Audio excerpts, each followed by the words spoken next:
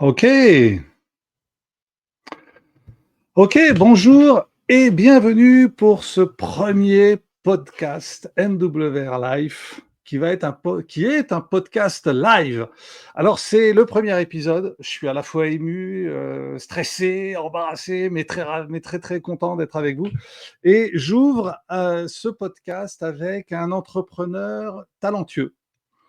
On va mettre la barre très haut, lui et moi, ensemble, parce que c'est le Léon Marchand de l'entrepreneuriat. C'est celui qui vous fait une coulée plus longue, on ne le voit pas, et puis quand il réapparaît, il est déjà devant. On va parcourir 7 années d'Alexandre Bidot. On ne va pas vous parler des clichés de l'entrepreneuriat. On va vous parler vrai, on va vous parler avec du lourd, on va toucher vos émotions. On va creuser le vrai parcours, les galères, les choix difficiles et les choix faciles aussi, ceux qui ont vraiment fait la différence pour lui et qui vont également faire la différence pour vous. Aujourd'hui, je vous amène donc à la rencontre d'un homme dont le parcours prouve qu'on peut toujours écrire sa propre histoire. Alexandre Bidot a grandi dans un petit village de Guadeloupe. Il a été entouré de beauté, toute la beauté de cette île, et il a été élevé avec cette idée qu'il fallait travailler dur, trouver un bon job et survivre. Mais au fond de lui, il avait quelque chose qui résonnait, c'est que la vie, ça devait être plus que ça.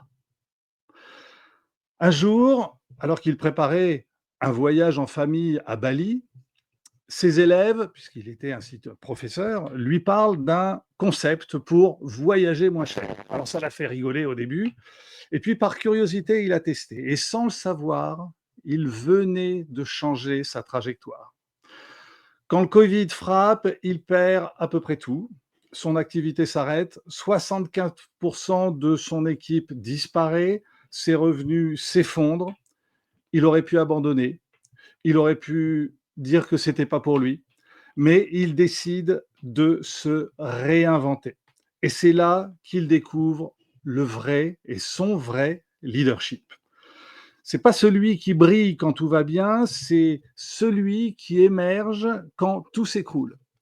Alors il développe MWR Life, une entreprise qui est alignée avec ses valeurs, le voyage, voyager, impacter, servir les personnes, pas vendre à tout prix, écouter, accompagner, croire en l'autre.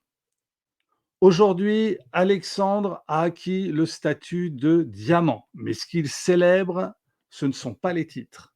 C'est chaque personne qui ose croire à nouveau en elle grâce à lui. C'est chaque transformation, c'est chaque victoire qui est partagée.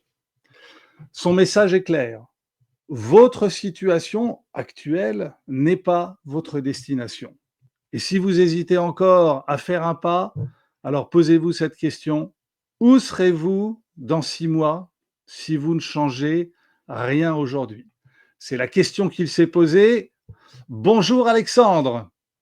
Hello Eric, salut, merci pour cette belle introduction. Voilà, merci à toi. Top. Ravi d'être avec toi, ravi de pouvoir partager ce premier épisode de podcast avec toi.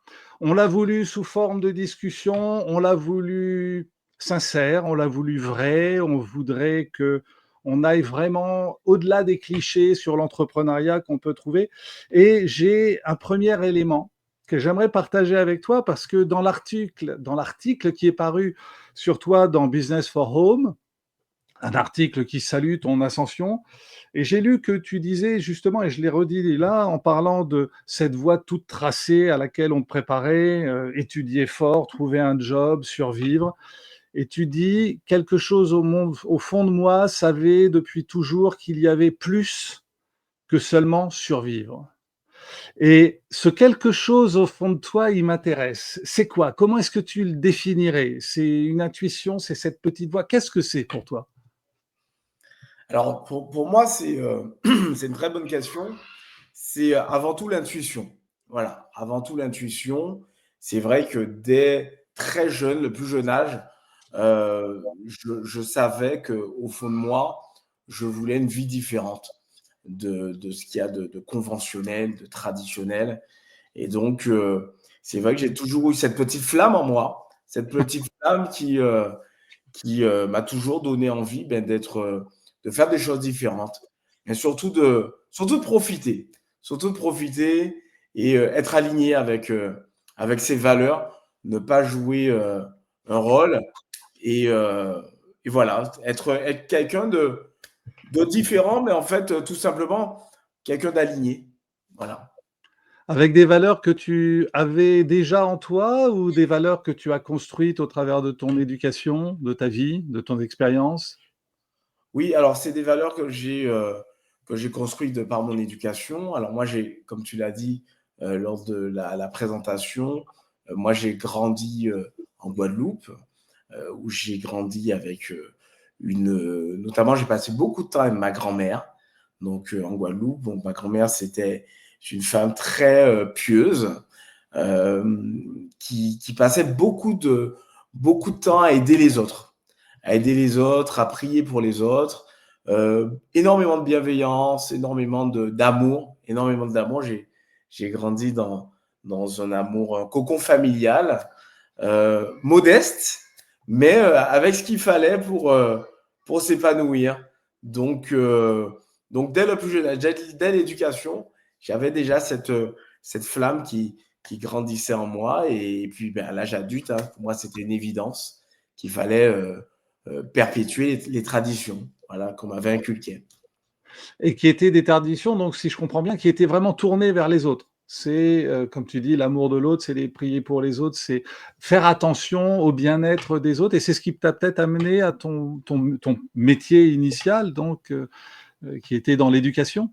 Alors, mon métier initial, alors il faut savoir que moi, de base, je suis apporteur d'affaires, d'accord, dans le domaine de la formation.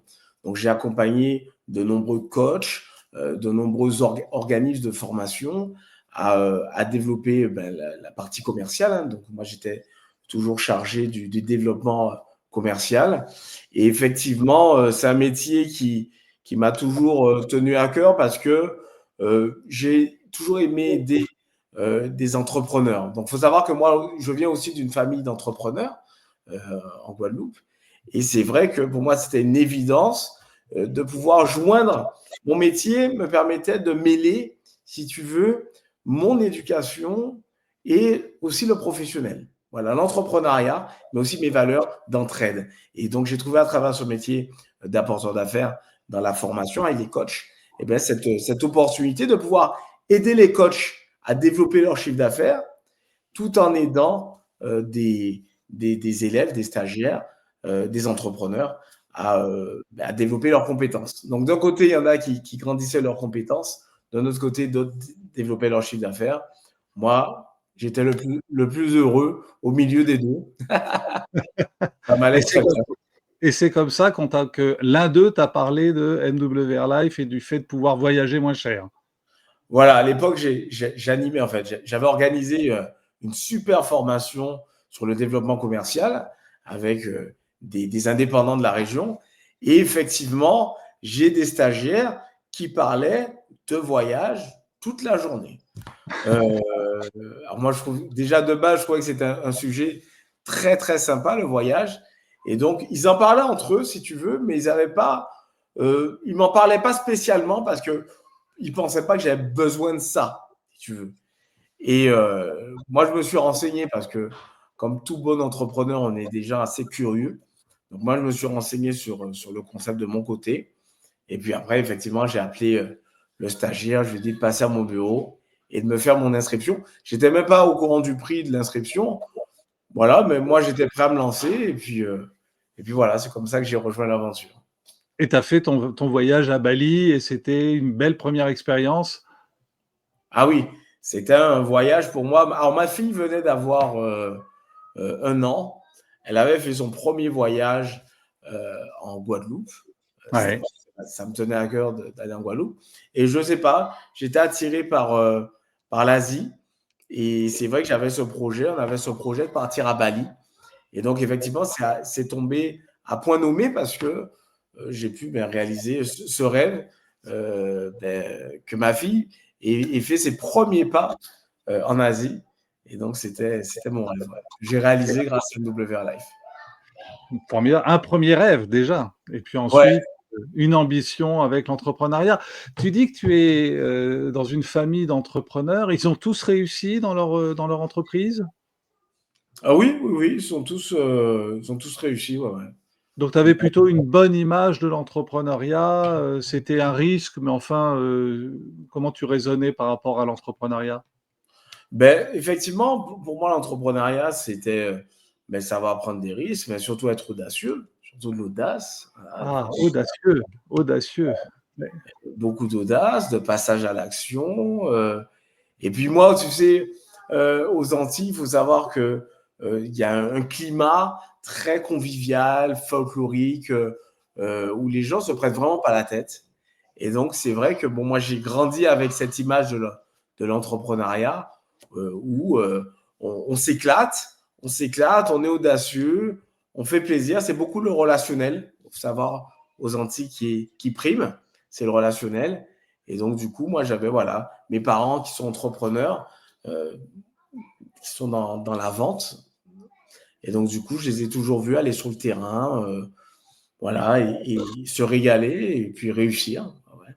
Et ça t'a pas parce que ça aurait pu faire l'effet inverse, c'est-à-dire que tu aurais pu considérer que justement, tu sais, un peu le rejet des parents en se disant: «Non, mais moi j'ai pas du tout envie de faire comme eux, c'est pas l'image qu'ils me donnent me motive pas, entreprendre ça me tente pas». Ça a pas été l'image finalement que tu as reçue de ça, d'après ce que tu dis? Non, pas du tout, parce que bon, ils avaient aussi le style de vie qui allait avec, hein, le style de vie qui allait avec. Voilà, on a manqué de rien. Alors, je les ai vus avec des hauts et des bas, évidemment, des hauts et des bas, des fluctuations de trésorerie, parfois quelques petits avec les clients, si tu veux, des impayés, des choses comme ça, tu sais, toujours des choses à gérer par rapport à ça, de la comptabilité, ben, tout ce que la vie d'un entrepreneur finalement, les petits tracas, si tu veux, de l'entrepreneuriat. Et mais voilà, avec un style de vie quand même, avec des hauts et des bas, mais toujours dans l'action et dans l'audace, et on avance. Et voilà, moi, j'ai grandi dans cet univers. On va retenir le terme, j'aime beaucoup le terme de audacieux.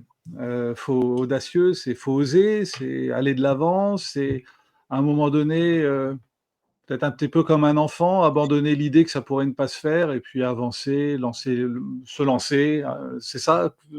Comment tu définirais toi, le fait d'être audacieux dans le domaine de l'entrepreneuriat? Ah ben, être audacieux, c'est vraiment euh, l'amour, entre guillemets, l'amour du risque. Il faut y aller sans se poser de questions. Il faut débrancher le mental. Le cerveau est en mode sécurité, si tu veux. Il faut débrancher le cerveau. Alors, il faut parfois débrancher le cerveau parce que sinon, si on mentalise trop, malheureusement, on passe pas à l'action. Il faut débrancher le cerveau. Il faut y aller. Il faut être audacieux. Faut pas hésiter voilà, à aller de l'avant. C'est comme ça. C'est l'entrepreneuriat pour moi. Entreprendre, c'est être audacieux, c'est l'audace.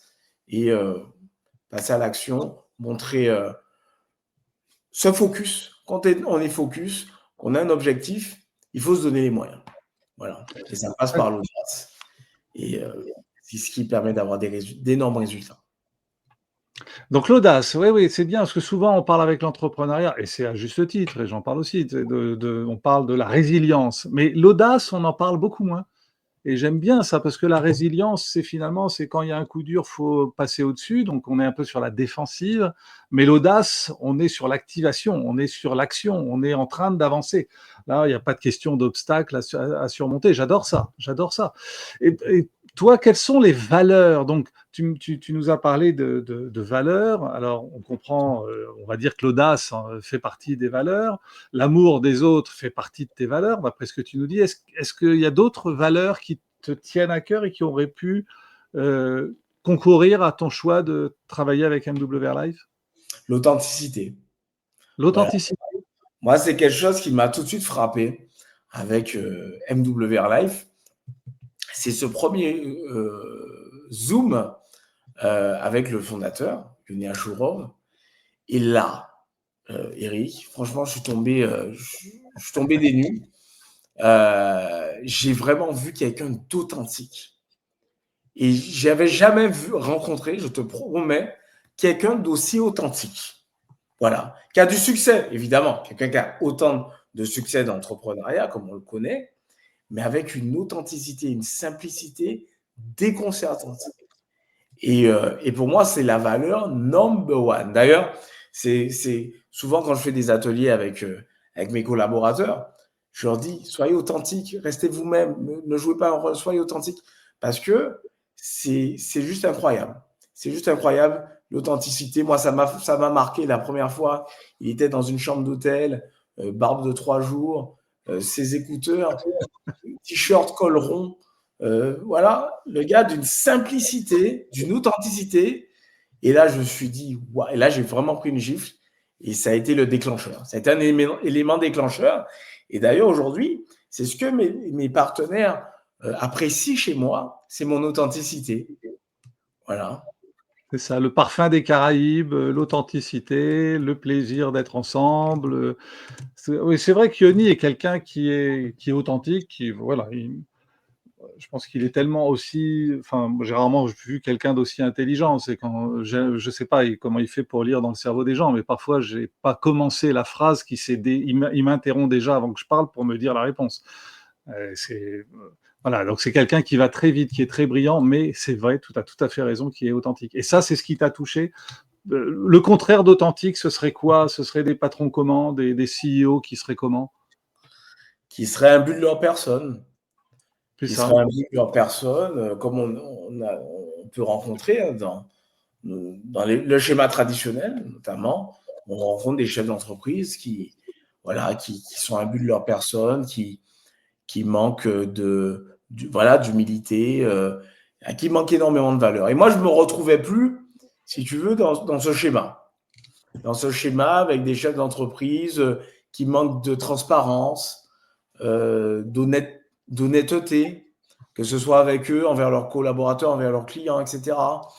Où il n'y a pas de bienveillance, où c'est de la fausse bienveillance. Ouais. Et ça, moi, j'ai connu ça. Donc moi, c'est vraiment voilà, ça va aux antipodes de ce que j'ai découvert avec MWR Life. Et donc, tu as découvert à la fois derrière l'authenticité, l'effort de transparence, la bienveillance, le fait d'être tourné vers les autres, c'est ça? Et ça, C'est ce ça. sont vraiment des valeurs qui font écho, qui résonnent chez toi, si je comprends bien? Voilà, et pas que chez moi, également chez toutes les personnes qui rejoignent le réseau aujourd'hui, parce que on est aussi la vitrine de l'entreprise à travers les valeurs. Et pour moi, ceux qui réussissent, c'est ceux qui transmettent le mieux la vitrine, en fait, l'image, l'authenticité de cette entreprise. Et donc, quand tu rencontres des personnes, des prospects, au travers du réseautage, au travers des contacts qui te sont communiqués, tu fais attention à cette authenticité? Il faut que tu sois à l'aise avec la personne ou finalement, bon, tu vas lui présenter comme à tout le monde? Non, non, non. Moi, si tu veux, je crée une vraie relation. Parce que j'ai compris que le marketing relationnel, c'est du relationnel. Bon, Comme son nom l'indique. comme son nom l'indique, on n'est pas dans un schéma de vente où on est vendeur chez But, où on s'en fout des gens qui viennent, leur vie. On est là pour leur vendre un frigidaire ou une télé. Bah, on connaît. On n'est pas dans ce schéma dans le marketing relationnel. Pour moi, le marketing relationnel, c'est vraiment l'humain avant l'argent, avant les rangs, avant une position. C'est l'humain. Donc, moi, avant de connecter, enfin, avant de présenter le modèle économique, je tiens vraiment à faire connaissance avec la personne, à connecter avec la personne et à découvrir un petit peu son univers, et trouver des points d'intérêt, parce que si elle est amenée à rejoindre le navire, on va passer un petit bout de temps ensemble. Ouais. Donc autant être aligné dès le début sur les bonnes valeurs, sur les mêmes valeurs, la même fréquence. Et puis je m'assure. Et en s'assurant de ça, ça augmente également le taux de transformation, le taux de rétention, le taux d'engagement. C'est 30 minutes de prise de contact, de découverte, entre guillemets. C'est un petit peu une découverte, on apprend à se connaître, mais qui font toute la différence sur le long terme. Eh oui, c'est ça, c'est ça. C'est toute la phase de découverte que tu creuses, pas forcément alors j'imagine en parlant peut-être de voyage ou en parlant d'activités, tu t'essayes de tourner autour de ces sujets-là ou pas du tout, si la personne aime la montagne, tu parles de montagne? Oui, on peut parler de vraiment de tout et de rien, hein, ça peut être de sport, ça peut être effectivement de voyage parce que bon, c'est vrai que généralement quand on se rend compte, on aime tous les 2 voyager généralement, Ouais. mais ça peut être également de danse, de style de musique, d'expérience professionnelle, de vie de famille. Voilà un petit peu de tout. Vraiment, on fait connaissance et puis une fois qu'on a créé ce lien et que je me rends compte que c'est une personne qui a des belles valeurs, mais qu'elle également se rend compte qu'on a les mêmes valeurs, ben forcément, on est aligné, c'est beaucoup plus fluide. Donc on n'est pas tout à fait tu m'arrêtes si je me trompe, mais on n'est pas tout à fait dans le pic d'énergie de la personne super enthousiaste qui tout d'un coup, s'excite, va foncer dans le fast start programme, va tout de suite le remporter, va et puis, bon, on sait que derrière ce pic d'énergie qui est très bien parce que ça permet aussi de tester l'entreprise, parfois c'est un petit peu plus long pour arriver silver, pour arriver gold et cetera et c'est là qu'on a des gens qui peuvent se décourager. Est-ce que dans ta méthode, dans ton relationnel que tu crées, finalement, il y a moins d'énergie au départ, on est plus sur du long terme. Comment ça se fonctionne? Bah, en fait, si tu veux, il n'y a pas de science exacte. Si tu veux, j'ai pas vraiment de science exacte par rapport à ça. Mais j'ai des personnes qui démarrent, qui ont un très gros réseau. Donc forcément, quand elles s'inscrivent, ça va. Il n'y a pas, si tu veux, il n'y a pas besoin d'en faire Ça, des caisses. Voilà, il c'est n'y a pas ça. Voilà, il n'y a pas besoin d'en faire des caisses. Souvent, c'est les chefs d'entreprise qui sont déjà aguerris. Donc, quand ils démarrent, ils ont déjà un gros réseau, ils passent quelques coups de fil, ça suit derrière. Bon, voilà. Là, il y a pas d'excitation, si tu veux, sur. Voilà. Et puis C'est ça. après, c'est une continuité, si tu veux, sur du long terme, sans forcément partir dans. Voilà, on reste simple, on reste authentique, on reste naturel. Moi, les personnes avec qui je travaille aujourd'hui sont souvent des personnes qui n'ont plus rien à prouver, si tu veux, hein, pas se mentir. Voilà, elles ont déjà, voilà, elles ont une moyenne d'âge 45 ans, elles ont déjà eu vraiment une très belle expérience entrepreneuriale, souvent des grosses structures à plusieurs millions. Bon, je vais te dire, là, c'est vraiment là où elle veut s'amuser, tu vois, en mettant à profit le réseau pour les revenus, voilà, pour le concept. Donc, Profiter de la vie, ouais. pour profiter de la vie, tout simplement. Donc, du coup, voilà, et puis ça continue sur du long terme, c'est linéaire et Et alors justement, alors ça fait partie des choses dont je m'étais dit: «Tiens, mais ça, il faut que je demande à Alex». Hem, on essaie parfois, on va pas opposer, mais on va challenger 2 termes. Il y a la motivation et la discipline. Dire la motivation, c'est ce qui vous fait démarrer très vite, mais la discipline, ça va moins vite. C'est des process à mettre en route, mais on tient plus longtemps. Est-ce que tu vois ça comment? Motivation par rapport à discipline? ah ben, c'est sûr que la discipline, ça fait toute la différence. Ça fait toute la différence. Moi, j'ai dû faire preuve de discipline, très Pardon? clairement. Ouais, Moi, j'ai dû oui. faire preuve de discipline parce qu'il y a eu des moments, on va pas se mentir, où j'étais pas motivé.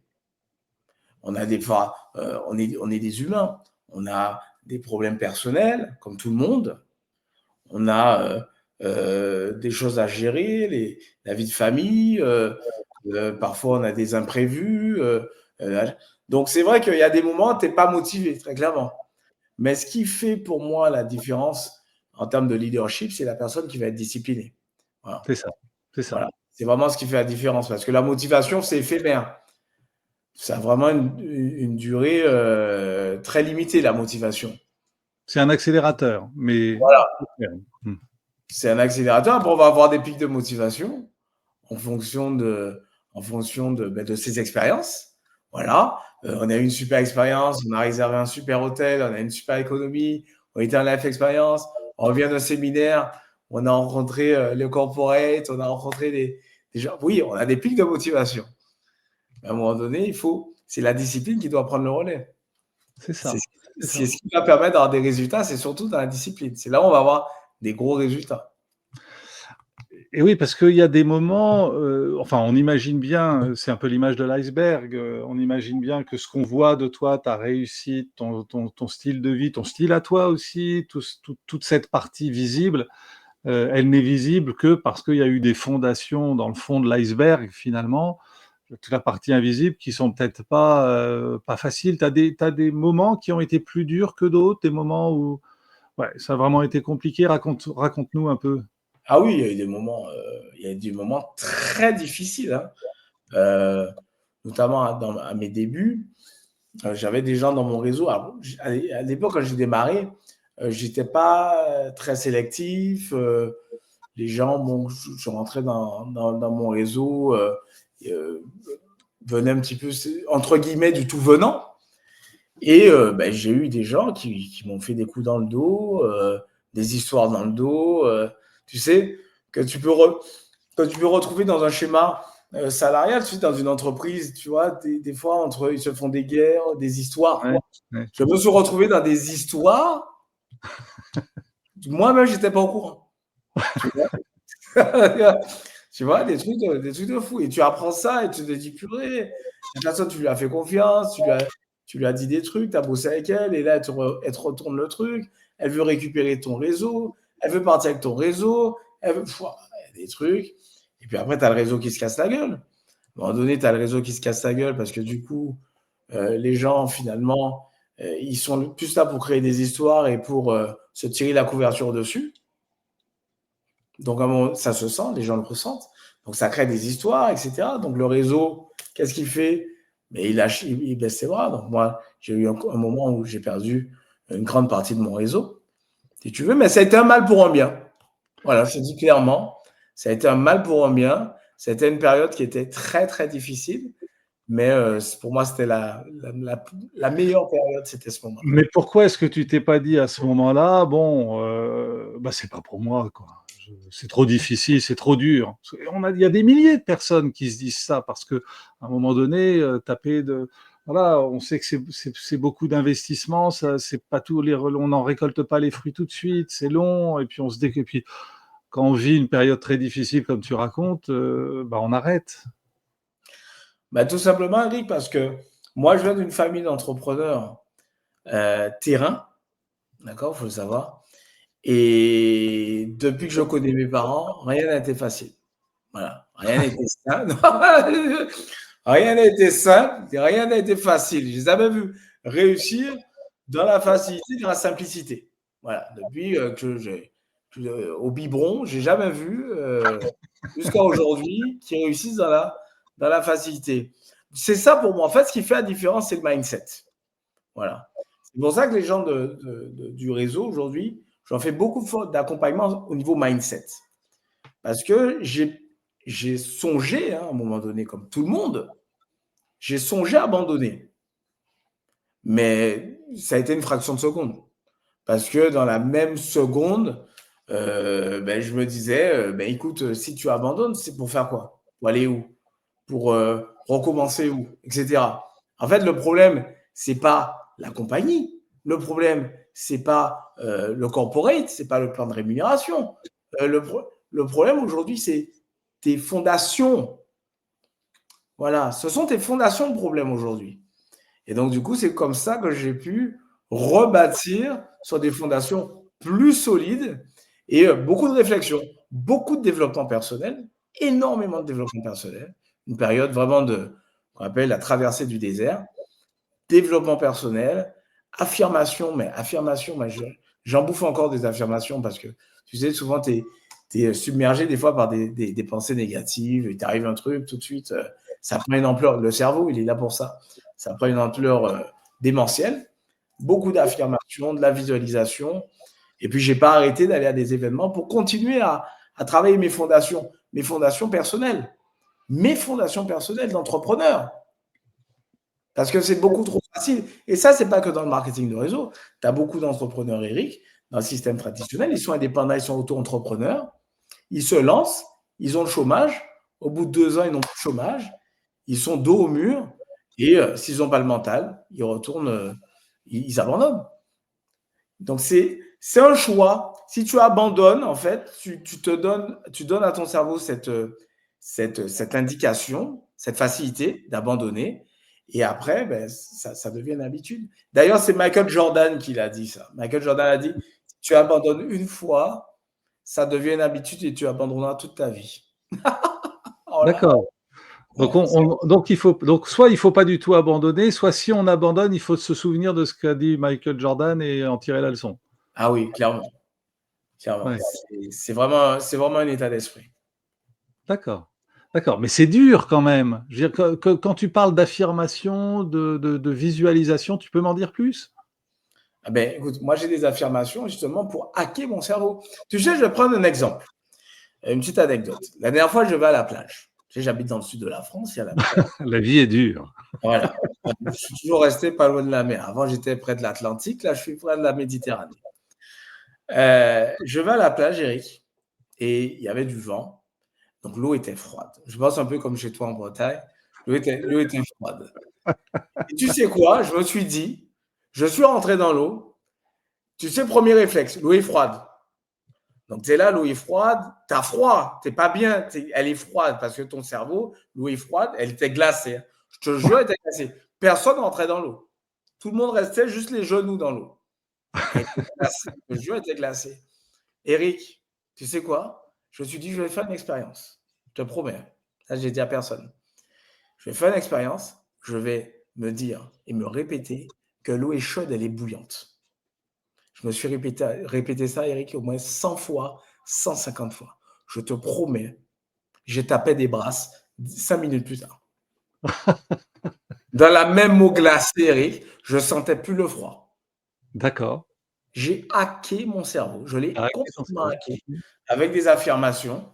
Et je me suis répété, elle est chaude, elle est bouillante, l'eau, elle est chaude, elle est un jacuzzi. Et là, j'y suis allé. Et là, après, je ne ressentais plus le froid. Et les gens me regardaient, je leur disais, mais elle est très très bonne l'eau, elle est très chaude. Ils m'ont dit, ils m'ont pris pour un fou.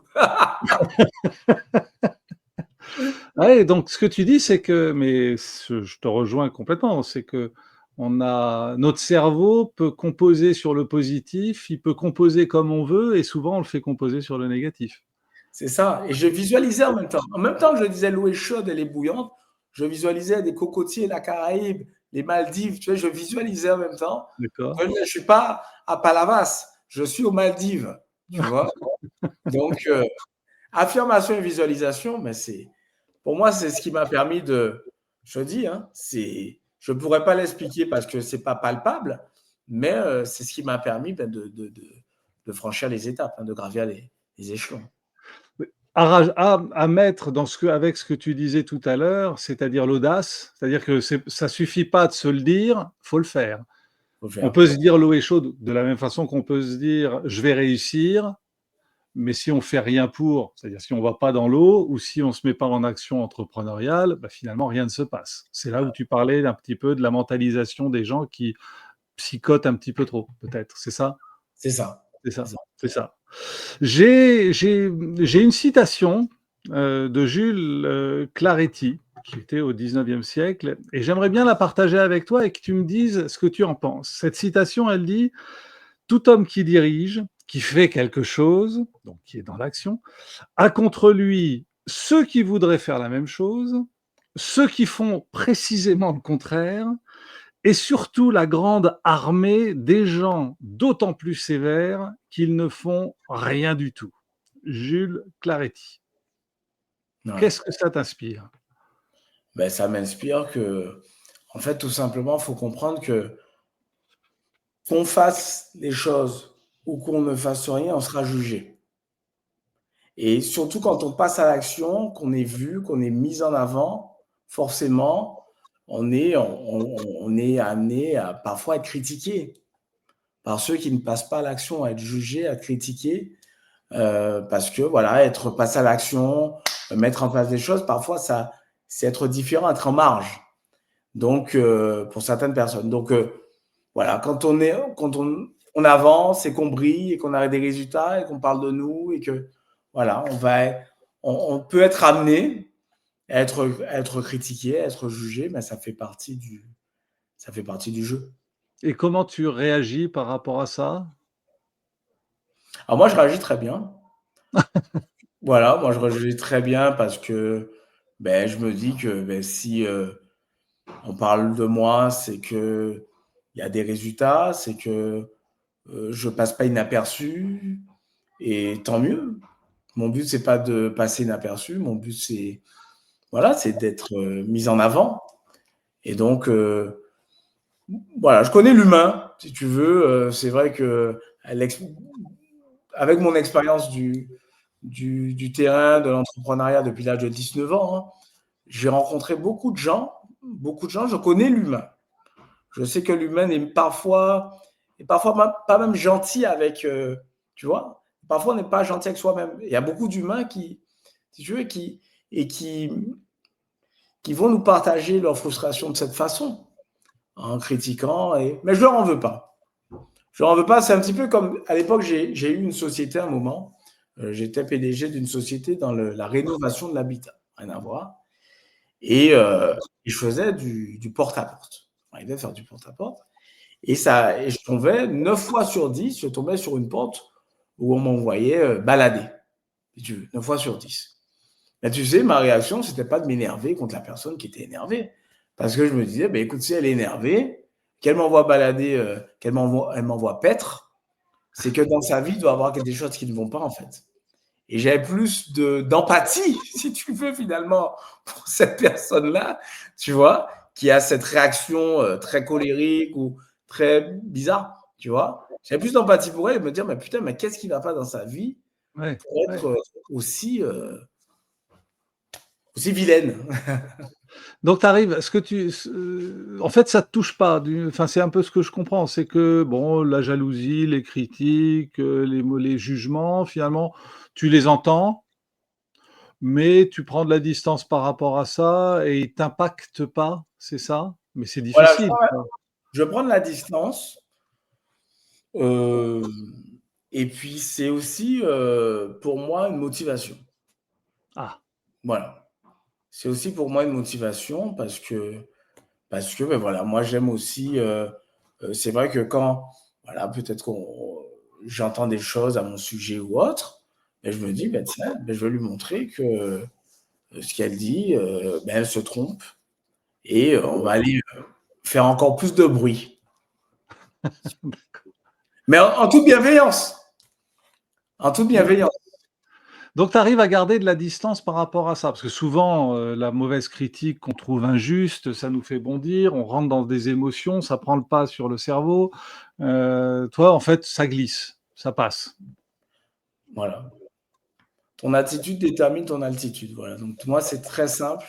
Je vais prendre l'altitude Ton et attitude, redis-le, ton ton attitude attitude détermine ton altitude. ah, ton altitude, d'accord. Voilà. Donc, moi, je prends de l'altitude par rapport aux jugements, aux critiques que je peux rencontrer et, euh, et je continue à tracer ma Mais route. alors, ça veut dire que tu ne les alors, qu'on soit précis, ça veut dire que tu les entends pas ou ça veut dire que tu les accueilles en disant: «Bon, bah, j'accueille, bon, cette personne doit avoir des soucis, j'accueille le fait qu'elle m'ait envoyé paître, mais voilà, je lui en veux pas». C'est quoi? Tu accueilles et tu souhaites la bienvenue à la critique, au jugement négatif ou autre ou est-ce que ça glisse, tu l'ignores complètement? Non, je l'ignore pas complètement. Je l'accueille. Voilà, c'est ça, c'est exactement ça. Je l'accueille et puis si l'occasion se présente ou j'ai la possibilité, l'opportunité d'échanger avec la personne, ben c'est avec plaisir. Parce que souvent, c'est juste que les personnes ne se connaissent pas, ne nous connaissent pas. Et elles vont juger de ce qu'elles voient, de ce qu'elles entendent. Voilà, parfois, c'est juste une action, peut-être qu'elle n'a pas compris. C'est souvent de l'incompréhension. Oui, c'est souvent ça, d'accord. D'accord et donc tu laisses la porte ouverte pour pouvoir communiquer après à nouveau avec elle. J'ai une dernière question pour toi et on va arriver au bout de notre podcast. Tu dis: «Les vrais leaders naissent dans la tempête». Alors je comprends que les vrais leaders pour toi se révèlent dans l'adversité et pas dans la facilité. Mais alors est-ce que tu peux me donner ta définition d'un leader ou d'un vrai leader? c'est quoi humainement pour toi? Alors, un vrai leader, pour moi, c'est quelqu'un qui montre l'exemple. Encore Ah, aujourd'hui, j'en parlais, lead by example, j'en parlais avec des collaborateurs. Et donc, pour moi, c'est vraiment ce qui fait la différence. C'est là où je vais pouvoir déterminer si tu es un leader ou pas. Parce que ça m'arrive parfois de rencontrer des personnes qui vont qui vont se dire leader, mais qui vont avoir le comportement opposé des leaders. ah oui. C'est-à-dire on va s'appeler et pendant 90% de sa conversation, ça va être pour critiquer les gens de ses équipes ou ses collaborateurs. Ou 80%, Ouais. 80% de sa collaboration est axée sur les autres. Mais du mauvais, très négatif, du sens négatif. Ouais, pas de la bonne façon. Pas Ouais. de la bonne façon. Et donc, moi, souvent, je lui pose la question, je lui dis, mais attends, là, tu es en train de me dire qu'ils sont comme ci, ils sont comme ça, mais toi, qu'est-ce que tu fais? Est-ce que tu leur montres l'exemple? Tu veux des leaders dans ton équipe, tu veux des entrepreneurs, mais est-ce que tu as l'attitude d'un leader? Est-ce que tu as l'attitude d'un entrepreneur? Est-ce que tu passes à l'action? Est-ce que tu as de l'audace? Est-ce que tu montres l'exemple? Et c'est ça, en fait. Pour moi, un leader, c'est quelqu'un qui doit montrer l'exemple professionnellement. Après, l'exemple dans, voilà, par exemple, lui, le mec, c'est pas le gars qui fait le ménage, qui fait. Non, on s'en fout. Ouais. Professionnellement, c'est quelqu'un qui doit montrer l'exemple, c'est-à-dire qui doit faire plus d'action, dans l'action, plus que les autres.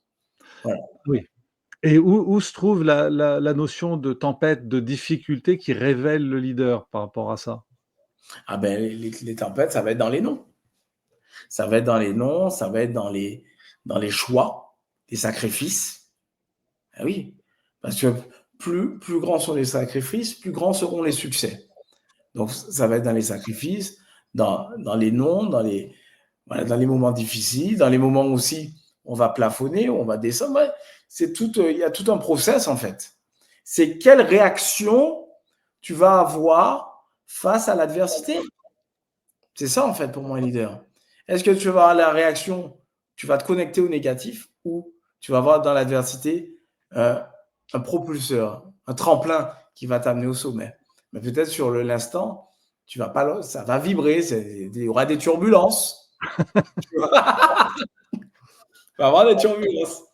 Mais voilà, tu es le commandant de bord. Est-ce que quand il y a des turbulences, allez, tu lâches tout et Ah oui. voilà, ou tu tiens le manche et puis malgré les turbulences, tu es là, tu lâches rien et tu y crois, tu y crois, tu y crois, tu y crois, tu lâches rien. Et c'est là qu'on voit les vrais leaders. Super, super, super. J'ai adoré ce moment avec toi, Alex. Merci. Je passerai des heures à continuer à discuter, à te poser des questions. On est allé un petit peu dans des parcours, dans des horizons qui sont pas tout à fait classiques. Moi, j'ai adoré beaucoup à la fois les valeurs, l'audace, la spontanéité, ce qui a déclenché le fait un leader, comme tu le dis, c'est quelqu'un qui mène par l'exemple, le fait de gérer nos émotions sans ignorer les choses, mais en les accueillant et finalement en gardant du recul par rapport à tout ça. Ça a été très très riche. Je te remercie 1000 fois. Je pense que ça a été hyper instructif aussi parce que on prend pas tout, mais on capte des choses en se disant mais finalement il y a une sincérité, une réalité dans les propos qu'il nous donne. Il n'y a pas de hasard. T'es pas arrivé au sommet par hasard, tu es arrivé à la force du poignet, tu es arrivé, comme tu dis, par des remises en question, par ton mindset. Encore bravo, et ça c'est au nom de tout le corporate d'MWR Life que je te félicite, qu'on te félicite, on est admiratif. Merci. Et puis on va continuer à avancer sur ce chemin-là. Et puis on va continuer également les podcasts. Le prochain podcast, ce sera Christina qui aura notre responsable marketing, qui aura un ou une invitée spéciale pour accompagner cette discussion qu'elle aura avec cette personne. Je vous remercie beaucoup pour votre attention. J'espère que voilà, on avait dit 45 minutes, on est à 45 minutes pile pour le live. Et puis, je vous souhaite à toutes et à tous de passer une très bonne soirée. Et merci encore, Alex. Merci Eric, merci beaucoup.